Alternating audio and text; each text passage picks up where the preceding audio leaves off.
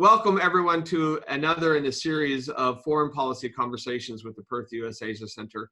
This one functioning also as a virtual book launch. We are delighted to have with us today the Beijing Bureau Chief of the Washington Post, Anna Fifield. Many of you are aware, Anna last June, just over 10 months ago, launched a new book on North Korea, an issue dear to my interest and heart, titled The Great Successor, The Divinely Perfect Destiny of Brilliant Comrade Kim Jong Un, alternately titled The Secret Rise and Rule of Kim Jong Un, and we'll get back to the title soon. Anna, to introduce to those who are watching this short video, has had a distinguished career in journalism, including 13 years with the Financial Times, including postings in Washington, D.C., in Beirut, in Tehran, and in Seoul.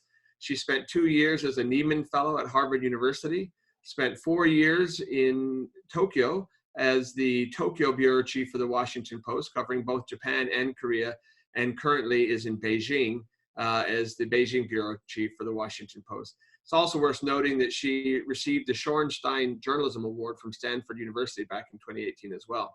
But from a Korea specialist perspective, it's actually her work on Korea, which gave me the chance to first meet you, Anna. And I will introduce our audience to a uniquely Korean way of praising people, and that is to say that they are disgusting. You know, whenever I'm on a roll and my Korean is flowing well, the Koreans will say, "한국말 징그럽게 잘한다." You speak disgustingly well. And as someone who's been working on Korea for 30 years, watching Anna's reporting on Korea, and this most recent book as well, has made me believe that she's the most disgusting of all of us. It's because the level of insight of issues that I've cared about has been impressive. A couple of years ago, Anna did a remarkable series in the Washington Post, historic actually, profiling 25 different defectors living in South Korea, something that it was moving, and I think probably the only time the Post has released something that was both in Korean and in English. And then we get to her book. A focus on a question I think most people around the world had, which is exactly who is Kim Jong Un. As someone who fashions myself as a Korea specialist, and I've been working on this for 30 years, it's very impressive to me to see someone like Anna coming out of the School of Journalism, where unfortunately in recent years, journalism has become known primarily for Twitter outrage and TV appearances, and yet old-fashioned shoe leather reporting and interviews have led to really a must-read book for anybody trying to understand one of these hotspots in the world, North Korea. So we're delighted to have you, Anna. Thank you for agreeing to this conversation and for sharing both your book with us and your insights. I thought I might start off by noting that in your introduction to the book, you say that piecing together, I'm paraphrasing here, piecing together the puzzle that Kim Jong Un led to some conclusions that didn't necessarily bode well for the people of North Korea. So with that as kind of a handover, might you just give us a little bit of an introduction to the core conclusions or takeaways from your book and what inspired you to write it? Well, thank you for that very disgusting introduction there, Gordon. I think my face probably matches the color of the cover of the book right now, but thank you. That's very kind of you to say. But yeah, as you say, I was just puzzled about how Kim Jong-un had managed to do this. You know, at the beginning when he came in, you know, everybody thought he's this 27-year-old inexperienced guy with no mythology around him. How was he going to be able to keep a grip on this regime that should have collapsed probably decades ago? And, you know, so to my surprise, when I returned to the region in 2014 and went to Pyongyang for the first time in 6 years, I was just astounded to see that he appeared to be doing it. The city, you know, it's a Potemkin village at the best of times, as you know, but the Potemkin village got a facelift during that period. There was a real sense of progress in the city, and people just seemed more relaxed. People seemed richer in the capital of the elite. So for me, it was really puzzling to think, how had he been able to defy all of the predictions and the odds and to keep things together At that stage, it was for 3 years. Now, it's more than 8 years that he's been there. So that's what I mean when I say it doesn't bode well for the people of North Korea, because there's no sign that he's going anywhere anytime soon. He seemed to be very much in power, very strong and in control of the system. And, while he may have liberalized economically a tiny bit and allowed market forces to flourish in North Korea as a way to let some of the steam out of the pressure valve of the system, he's not let up at all on any of the kind of political side. North Korea is no more freer. In fact, it's probably worse than it was under his father and grandfather, in the way he's really cracked down on the border and to stop people from being able to escape. So through my visits to North Korea and also through my reporting about it, I came away with a strong impression that he is much more shrewd and savvy and calculating than anybody gave him credit for at the beginning.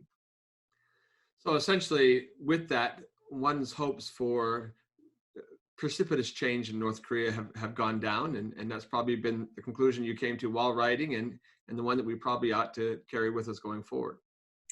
Yeah, I think so. I mean, when I ended the book, I went to the first summit in Singapore, and I actually felt quite optimistic at that time, because I thought that these were two very unusual, unorthodox leaders in both of their respective countries. That Kim Jong Un is much bolder and more audacious than his father definitely had been, and much more willing to take risks and to travel outside to have this meeting. But also, Trump didn't follow the traditional playbook in the United States. And I thought, maybe, looking at 30 years of trying to talk to North Korea, it hasn't worked. Maybe doing something different might lead to some progress. And I think maybe it could have. I am still not entirely willing to write it off. Those circumstances have changed a lot since then. Especially now with the world plunged into coronavirus crisis. But I think the fundamental things for Kim Jong Un haven't changed, and that if he wants to stay in power, he knows that he needs economic change, improvement. He needs to give people a sense that their lives are getting better under him. And that hasn't changed. So once this is over and things, I think he's still going to be looking for sanctions relief, still looking to normalize a bit more. So, he's not playing a much longer game plan than anybody on a 4-year electoral cycle is. So I realize this is a bit unfair of a question and purely speculative, and outside the kind of parameters of your book, but what does your book tell you about how North Korea is likely experiencing COVID-19? Is that something that gives you confidence because of the relative competence of the regime, or concern because of their willingness to let people suffer? How do you interpret that in that context? Yeah, I long ago learned to watch what North Korea does, not what it says, listen to what it says. And, now if we listen to what they say, according to KCNA, they have 0 cases of coronavirus in North Korea, which just does not make sense at all. And like when Kim Jong-un's been launching his missiles recently, all his generals around him have been wearing face masks, and we've seen lots of pictures of face masks in North Korea. So it's just impossible to think that there is no coronavirus there, given the fact that they share this long border, that 90% of North Korea's trade goes to or through China. So yeah, it's logical to think that there is some. And we know that in 2015, when Ebola was breaking out, literally half a world away, North Korea shut its borders for 4 months, even though it was not knocking on the door. And so because they were so worried about it, because their health system is so broken, non-existent, that they just couldn't deal with it. So I think in this situation, they definitely could not deal with coronavirus coming across the border. But in terms of conclusive proof, we don't know. No, I found it striking that North Korea closed its border with China before South Korea did, and that tells you everything about the level of concern. The other analysis I saw this week I thought was quite interesting is that the coronavirus is very different than famine, right? Famine is something that would impact the lower classes only in North Korea, but the coronavirus is non-discerning, is discerning, and so it's a real issue there.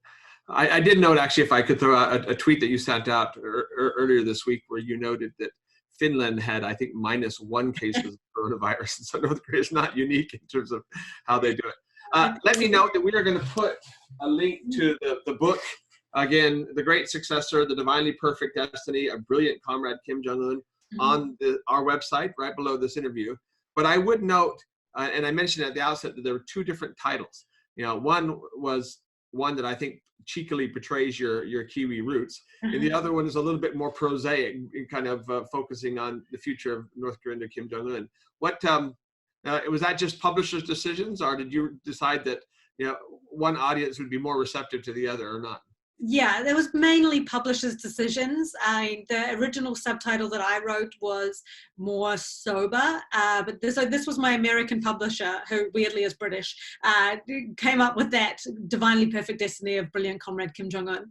And I was kind of torn about it, because the whole thesis of my book is that he's not a joke. We should take him seriously, because he's a real danger to the outside world and to the people of North Korea. But I don't know whether you have seen the Armando Iannucci's The Death of Stalin.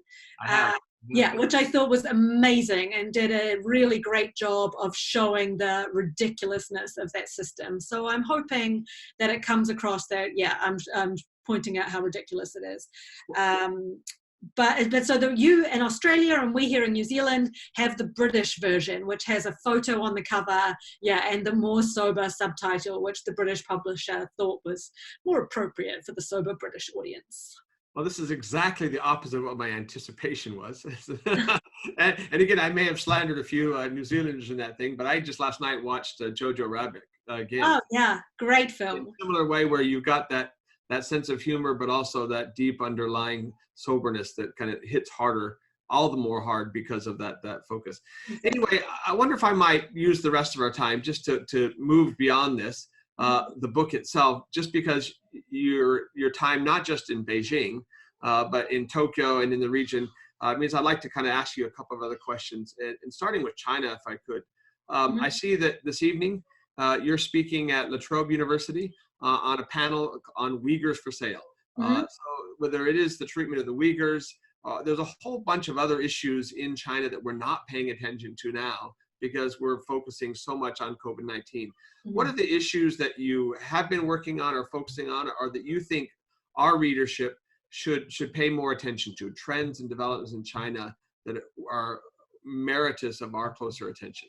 Yeah, well, the Uyghur issue is the really big one, of course, and that is something that it's only thanks to Western reporters going to Xinjiang for the past 3 or so years and reporting what is happening on the ground there that the world has come to know about the mass detention and so-called re-education of more than 1 million, mostly Uyghur, mostly Muslim people in the west of China. So that is something that, through the dogged reporting of lots of great reporters, and especially Chris Buckley of the New York Times, an Australian, who's done a lot of work to show what's going on there. So I hope, that there can be more focus on that. It's becoming it's already difficult, but it's becoming much more difficult, when reporters go to that part of China. We are tailed the entire time. It's very dangerous for the people that we try to talk to there. So when I have done stories about Uyghurs in China, most of the reporting is done on the phone with people outside of China, family members who are able to say what they know, because it's just so dangerous. And that's where my background in North Korea, I think, is pretty helpful, because the times that I've been there, it's never me that's in danger, or even in China where people are living illegally, it's putting them in danger. So that's something we really need to think about. So we can't take our eye off the events the things that have been happening to Uyghurs in China, and just in general, the repression and the effort by Xi Jinping to create this one-man party state. And he's very, setting himself up as the most authoritarian, strongest leader in China since Mao Zedong. And this, I think, there was a lot of speculation when COVID was breaking out and when the doctor in Wuhan, Li Wenliang, died, and people in Wuhan were out there calling out his name from the balconies and trying to pay tribute to him.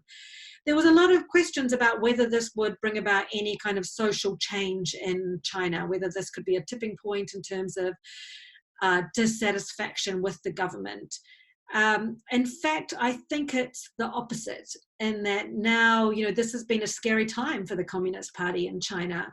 They've been faced with an enemy unlike, external enemy unlike any before. But they've developed all of these authoritarian tools to be able to supposedly ensure public health. So now everybody has a QR code on their phone, which is based on their health data and their travel data, that if it's green, you can go places. You can scan it and go on the subway, you can fly, you can go into a restaurant, you can do all these things. But all of this is being tracked. And I think it would be very naive to think that China is going to give up this capability once the public health crisis goes. So I think China will be able to try to say, thank goodness we have this technology and the surveillance at our disposal. We've been able to keep the death toll down and keep people safe, and we're going to keep it. So I think, that this is in some ways answering many authoritarian dreams in China. So this is the other big theme and the thing that I'm watching, and how it's really strange, given my background in North Korea and this obsession with Kim Jong Un over the last few years, I'm kind of constantly having to tell myself that China is not North Korea. But then things happen, like the military parade on October 1st last year, when a car came down Chang'an with Xi Jinping's face on the top and soldiers marching. And I was like, wait, where am I? It's not North Korea, but there are many things that sound similar. I have to, if I can share my own anecdote. Back in 1995, my first ever trip to Pyongyang, I was with Robert Scalapino, the noted Berkeley University sinologist, Asia specialist. And after a week in North Korea, we landed in Beijing, and Bob turned to our group and said with a big smile, it's good to be in a free country. And unfortunately, in the intervening 15 years since then, or 25 years since then, you've seen much more of a convergence to what North Korea was then. In China today. So I appreciate your reporting on that. Directly related to that, your profession has also come under fire because of this, right? In an effort to control the flow of information, there was a number of American reporters for your paper, as well as the New York Times and the Wall Street Journal, were expelled for China. I guess that could be a tit-for-tat response to actions the United States has taken, but when you view it in the context of the decision to urge diplomats not to come back to China, it seems to be part of an effort to control the flow of information coming out of China. Can you let us know a little bit more about how that's impacting you? I understand we're talking to you now from New Zealand, not from Beijing. How has that impacted you and your company? Yeah, so it was Chinese retaliation for something America did, which was American retaliation for something that China did, which was to throw out 3 reporters over a 9-word headline that none of them had anything to do with. So it's just kind of escalated from there. But yes, now almost all but one of the New York Times staff in China, which is much bigger than ours, had to leave. A whole bunch of Wall Street Journal reporters, and my colleague, who is American, has now had to leave China. I didn't have to leave because I am a New Zealand citizen, but I was in New Zealand at the time. I had brought my son here when coronavirus broke out in January, and I hadn't seen him in eight weeks. So I came to New Zealand to see my son and was still in isolation when my colleague got told he was being kicked out. And then so I saw my son, I had a ticket back to Beijing, I was ready to go back, and woke up that morning to discover that China had banned all foreigners from re-entering, including people with a residence permit like me. So I am stuck in New Zealand for the foreseeable future until China will let me back in. I mean, I really hope that they will let me back in. I desperately want to be back and doing my job on the ground there. But yes, I think this fits in with this broader theme in that they are trying to curtail our ability to report independently in China. So in the past, I've only been there 2 years, but I've really seen that play out. And, you know, the way when you're doing a sensitive story, you will be tailed and monitored the whole time. They will try to physically obstruct you during the course of that reporting. But even just the broader anti-American sentiment that has flourished during the trade war and these other things that have been going on, the fight over Huawei. People don't want to talk to an American newspaper, whether they be a professor at Beijing University or, you know, a farmer in the countryside. You know, they have heard about, America's evil intentions to contain China's peaceful rise, and they don't want to have anything to do with an American reporter. So it's really tough for us. And so now they're kicking out more reporters.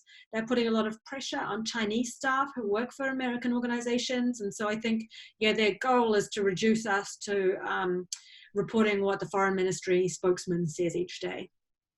Well, as a consumer of your reporting and that of your colleagues, I'm, for one, hopeful that you will get back in, because we rely so much on that in the ground kind of perspectives. At the same time, perhaps one advantage of being outside of China right now is that you have a chance to observe what is a growing contest of the narrative around China in its response to COVID-19. And it's one where I've seen kind of ebbs and flows, weeks where it seems that China has the upper hand and they're coming across as the good guys, and weeks when it seems that there's a growing pushback to that narrative. How do you see that playing? Again, pure speculation, I know, but how do you see that contest for the narrative about what the response to the COVID-19 virus means for how China is perceived in the world and its role in the world? Yeah, well, it has really ebbed and flowed so much at this time, and that as it started to spread to Italy and to Europe, China really tried to rewrite the narrative and to be seen not as the source of this virus, but as the savior from it. So that's when we saw all these planes traveling to Iran, traveling to Italy with doctors and masks and medical equipment there. And China was really, crowing, like there was a big propaganda effort around this, showing China as this magnanimous, responsible member of the international community. And I think, it worked a lot at the beginning, because Italy, of course, was desperate. They were complaining that European allies were not helping them. It turns out that a lot of these goods, especially like ventilators and the expensive stuff, was not donated. It was sold, exported to Italy, but that was kind of buried in the news coverage at that time. But I think it did work for a while there. The gloss has come off. Now we've had reports from like the Netherlands and things that a lot of this equipment doesn't work, or is expired, or is faulty in some way. So it goes back and forth. And I think people can see that it's really a politically driven on their end as well. Look at the foreign minister of Italy, who's very pro-China and, signed Italy up for the Belt and Road, has his own agenda to push here and to be very pro-China in this process. But I think what China is trying to do is really to create a schism between the United States and Europe here. And, it had been trying to do this anyway, and that COVID enables it to do this in a very kind of grand fashion. But at home, there's no ebbing and flowing. The narrative is all about China donating all the stuff to the world, sharing their intellectual know-how, being a responsible global citizen in a way that the United States is not. And so China, the Communist Party, will seize on any opportunity to make President Trump look bad and Xi Jinping look good. But in many ways, Trump's been helping them these past few weeks, and they've been seizing on the mixed messages and the missteps, the confusion in the United States. Take the messaging about masks, for example. The Chinese have really seized on this, saying, why is America so against face masks? They work. So yeah, in this situation, it's not just a public health issue, it's very political on both sides.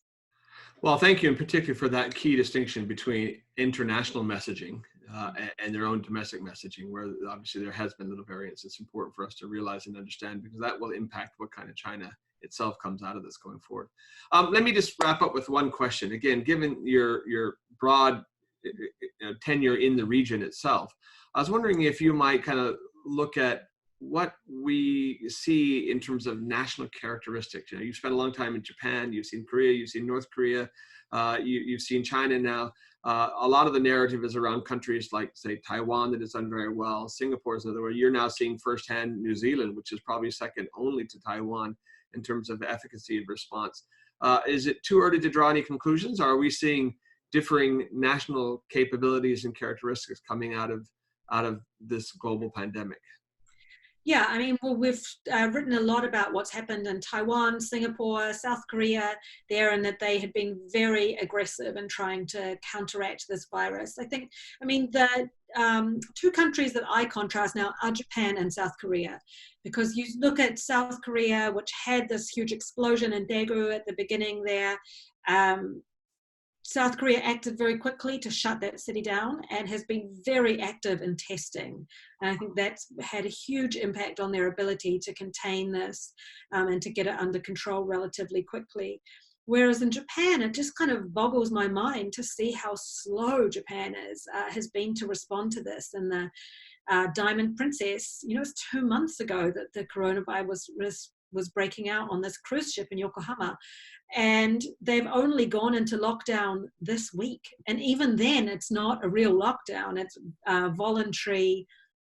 You know, the trains going into Shibuya are still quite full and things that they are continuing to operate. And there's been very, very little testing in Japan. So I think now, yeah, we're seeing the cases spiking in Japan, and it's really too late for them to lock down or to contain this in any way. So it's like one of these things that's very surprising to me, because Japan is so safety conscious and so health conscious and things, that why did it not take more aggressive action at the beginning? And I think, I mean, the reason was because of the Olympics. Japan did not want to have to postpone the Olympics. And ironically, maybe if they had have shut down for a month like New Zealand was doing and taken proactive action, you know, they would be in a much better situation now, I think. I mean, it wouldn't change what's going on internationally and the desire of other people to travel at that time. But I think, you know, in New Zealand now, what the government is doing is trying to have one very painful month rather than 6 moderately painful months. And I think that's probably the path that Japan is sadly on. Well, thank you. I could continue this conversation for a long time, but we want to be respectful of your time. We hope everybody who is interested in kind of homebound reading will take the time to go ahead and buy or download a copy of The Great Successor. It's certainly worth the read and has implications today for all of us who are observing the region. But I want to thank you, Anna, for taking your time, for sharing your expertise with us. I would note that most people tend to think of New Zealand and Australia as neighbors across the ditch, but here in Western Australia, we're actually closer to Hong Kong than we are to Auckland. But in that, there's been the relative safety that you have both in New Zealand and here in Western Australia from our isolation. So we're delighted that you and your family are safe. We thank you again and look forward to future reporting. Thank you all. Thanks so much, Gordon. Thank you.